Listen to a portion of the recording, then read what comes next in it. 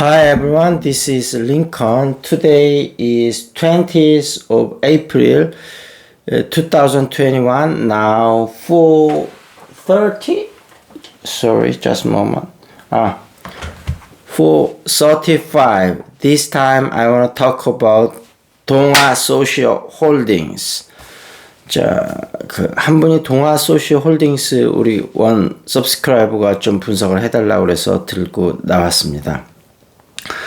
제가 분석해 달라고 하는 것이 나오면 분석을 해드리는데 어떤 건 하루 만에 분석을 해드리고 어떤 건 며칠이 걸리고 그러는데 그 이유는 조금 더 예를 들면 동아 소시오 홀딩스 같은 경우 제가 분석하다 보니까 조금 빠르게 확신이 들어서 추천을 해드리는 거고요. 그 다음에 조금 시간이 걸리는 건 뭔가 자료 조사를 좀 더 해봐야 될 거가 필요한 부분입니다. 그래서 제가 또 기존에 분석하거나 회사들을 분석하면서 또 틈틈이 해야 되는 거기 때문에 어떤 거는 조금 빠르게 소개시켜 드릴 수 있고 어떤 거는 좀 시간이 걸릴 수 있다. 그런 말씀을 드리고요. 제가 아시는 지인분 중에 한 분이 이제 공모주에 대해서 한번 물어봤는데 공모주가 요즘은 조금 조심스럽게 접근할 필요가 있는 게 예를 들면 뭐 미국에서 이제 쿠팡이 나스닥에 상장한 것도 그렇고 우리나라에서 최근에 상장했던 게 갑자기 이름이 생각이 안 나네. 하여튼 최근에 상장했었던 좀 굵직굵직한 기업들이 있잖아요. 예를 들면 좀 됐습니다만 카카오 게임즈나 아니면은 또 뭐가 있었죠.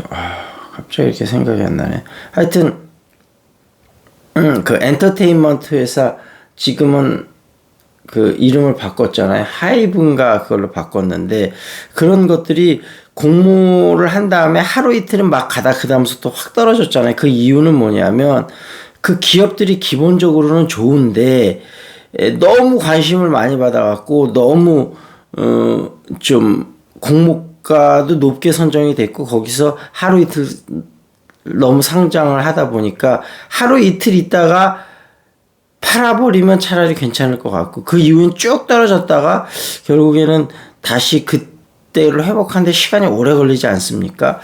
그래서 아까 말씀드린 대로 그렇게 뜨거운 관심을 받았던 공모주를 물론 뜨거운 관심을 받으니까 실질적으로 받기도 힘들고 받아도 하루 이틀 만에 팔을 목적이 아니라면 공모주가 요즘은 관심을 아주 많이 받은 공모주 같은 경우는 그렇게 재미는 못 보는 것 같아요. 참고로 말씀을 드렸고요.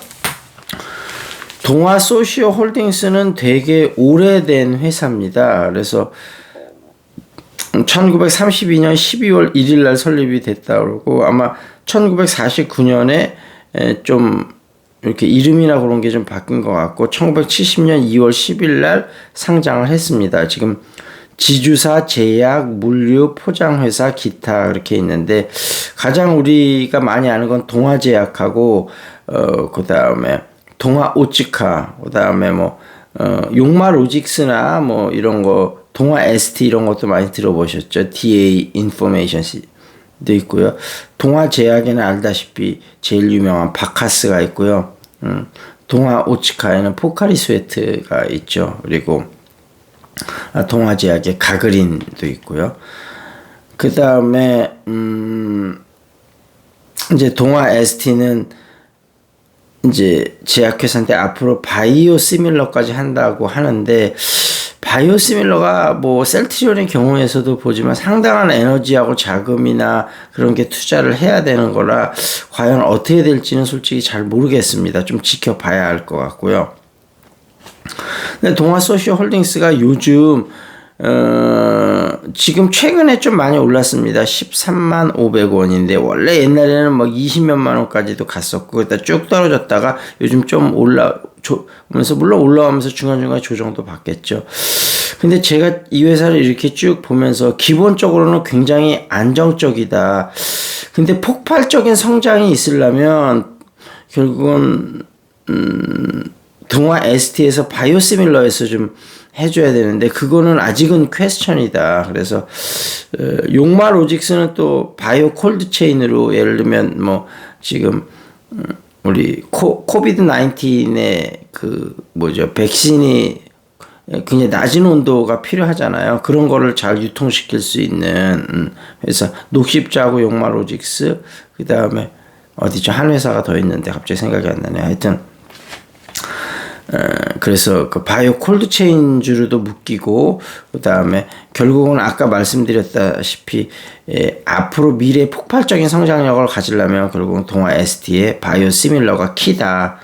그런 말씀을 드리고, 근데 그거 외에도 지금 매출이나 뭐 이런 것들이 견조한 흐름으로 계속 상승돼 가고 있기 때문에 기본적으로는 나쁘지는 않습니다. 지금 매출이 동아 소시오홀딩스가 2019년에 7,697억, 2020년에는 7,833억, 영업이익은 528억, 506억, 그래서 영업이익률이 2019년에 6.86, 6.46, 그 다음에 2019년에 부채 비율은 81.89, 2020년엔 70.03.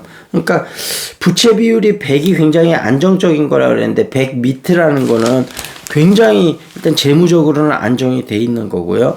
그 다음에 근데 매출이나 영업이익이 보시다시피 매출은 조금 늘었고 영업이익은 약간 떨어졌는데 2021년 엑스펙테이션 예상치가 나와야 되는데 예상치가 안 나왔다는 얘기는 그만큼 시장에서 관심을 많이 현재 받고 있지는 못하다, 그렇게 봐야 되겠습니다. 다만 아까 얘기 드렸다시피 그 동아 ST 앞으로 성장권하고, 그 다음에 동아 ST도 그렇고 예를 들면 오츠카도 그렇고 그동안 좀 문제들이 있어서 좀 이렇게 경영진도 좀 많이 바꾸고 동아 소시홀딩스에서 이렇게 좀 이제 본격적으로 좀 성장을 해야 될 때다. 뭐 아마 셀트리온이나 시젠 이런 거 보고 좀 자극도 받았겠죠. 그래서 경영진을 그렇게 좀 면모를 일신을 했고, 그다음에 적극적인 주주 친화 정책을 지금 뭐 자사주 매입도 하고 저 배당도 확대시키고, 뭐 시젠처럼 1:1 무상증자를 화끈하게 한 거는 아니지만 어찌됐든 그런 것들을 펼치기 때문에 앞으로 좀 막 이게 빠르게 움직일 것 같지는 않은데 안정적이면서도 좀 꾸준한 수익을 좀 생각하시는 분들은 요거를 조금씩 분할 매수로 몇 번에 나눠서 조금씩 들어가 보시는 것도 괜찮지 않을까. 어차피 이 회사가 비중을 많이 가져가긴 힘들어도 한 5%에서 10% 비중 정도로 좀 가져가는 건 어떨까 생각하고, 저도 요거를 조금 살까 한번 좀 생각해 봐야 될 것 같습니다. 동아 소시오홀딩스 좀 생각해 보도록 하겠습니다. 어찌됐든 제 관심 카테고리 안에 집어넣었다, 그런 말씀을 드리도록 하겠습니다. 그 다음에 한 끼 식사의 행복, 지금 이제 칼국수에 대해서 하고 있는데요. 이번에는 연희동 칼국수입니다. 동교동 삼거리에서 연희 삼거리 쪽으로 20분 정도 거리에 있는 칼국수 명가. 걸으면서 연희동 분위기를 느껴보는 것도 좋다. 연희동이란 이름은 연세대학교가 있는 연희궁터에서 유래했는데 1970년 초부터 주택가로 개발된 동이다. 연희동 칼국수는 1988년 문을 연 칼국수집으로, 되게 오래됐군요. 88년이면 연희동 맛집거리 대표격 3층 집으로 칼국수집에는 큰 편이다. 뽀얀 사골 국물이 깊고 진한 맛을 낸다. 기계로 뽑는 통통하고 쫄깃한 면에 파 당근채만 얹어 나온다. 외모는 심심하나 맛은 깊다. 두툼한 도자기 그릇에 담겨 나와 따뜻하게 먹을 수 있다. 백김치와 고춧가루가 많으나 그리 맵지 않은 약간 익은 겉절이 김치를 곁들이면 별미. 보통 대로 구분해 시킬 수 있다. 공깃밥을 따로 팔며 수육도 이름난 집이다. 점심때는 줄이 길지만 회전은 빠르다. 가게 앞 주차장이 상당히 크고 대리 주차도 해준다. 강남역 9번 출구에 지점이 있다. 지하철 2호선 경의중앙선 홍대 입구역 3번 출구에서 1.3km. 칼국수 9,000원, 수육 25,000원. 연희동 칼국수. 사진이 이렇게 있습니다. 이쪽으로 많이 나갈 일은 없는데 한번 나간다면 연희동 칼국수 한번 생각을 해 두도록 하겠습니다. 그리고 하나 더 울트라 러닝 이 책에 대해서 한번 말씀드리도록 하겠습니다. 지금 그 인출에 대해서 해보고 있잖아요. 인출이 지금 5번째 단계인가요? 예, 법칙 5 인출에 대해서 얘기를 하고 있는데, 그 실험을 한번 했었다고 그랬잖아요. 그 시험을 준비하는 학생인데 전체 내용을 복습한 조, 그 다음에 둘째는, 그 책을 덮고 그 안에 내용을 떠올리려고 애써 봤던 걸 하든지 복습하고 난 다음에 세 번째는 개념도를 만들어 본 거. 그래서 그 다이어그램 안에 주요 개념들을 적어 놓고 그것이 어떻게 조직되었는지 공부해야 하는 다른 내용을 어떤 관계가 있는지 적는 방법이죠. 결과는 스스로 시험을 치러보는 방식, 다시 말해 교과서를 보지 않고 기억 인출을 시도한 행위가 다른 모든 방식을 뛰어넘었어요. 교과서 내용과 직접 관련 있는 질문에 대해 자유회상을 연습한 학생들은 다른 집단보다 50% 이상을 더 기억했다. 공부를 하면서 학습에 무엇이 중요한지 직접 경험해온 학생들이 어떻게 그런 잘못된 판단을 내린 걸까? 한 가지 주장은 이런 자체 시험이 성공을 측정하는 방식에 잘 들어맞은 이점을 작용했다는 것이다. 직접 하기 규칙에서 학습 전이가 이루어지기 어렵다고 말한다. 자체 시험과 실제 시험이 대부분 유사한데 이러한 유사성 때문에 이 방식이 잘 작동하는 것일 수도 있다. 평가 방식을 달리하면 복습이나 개념도 그리기가 우세할 것이라는 의심이 학담하다. 하지만 다른 실험에서 카피코와 블런트 이것이 이유가 아님을 증명했다. 이 실험에서는 개념들을 만드는 것을 기말고사로 치렀는데 평가 과제가 무척 유사했음에도 자유회상을 연습한 학생들이 여전히 개념대로 공부한 학생보다 잘 해냈다. 자체 시험이 어째서 작동하느냐에 관한 또 다른 가능성의 설명은 피드백이다. 뭔가를 수동적으로 복습하면 자신이 뭘 알고 뭘 모르는지에 관한 피드백도 받을 수 없다. 시험이 대개 피드백과 함께 이루어지는 것을 생각해보면 자체적으로 시험을 학생들이 개념도 그리기 위해 수동적 복습을 한 학생들을 어떻게 이겼는지 설명할 수 있을지도 모른다. 다시 말하지만 피드백은 가치가 있다. 그렇다고 해도 인출 방식은 더 많은 피드백을 얻어내는 것은 아니다.